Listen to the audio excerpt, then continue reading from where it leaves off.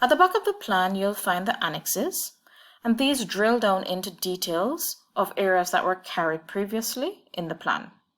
At the start, there's a Strategic Planning and Priorities 2020-2024 table, which looks at the 6 corporate goals and goes into their strategic performance area, description of performance issue, performance indicators, and targets between financial year 2020-2021 and 2023-2024.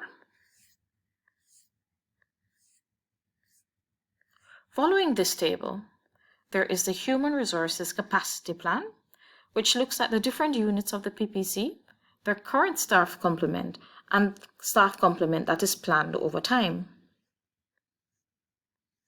Following this is the Risk Management Plan, which looks at various areas in which risk can be found and measures that will be used as mitigating responses. Finally, the operational plans and the medium-term expenditure forecast will be added to the plan after the retreat is complete.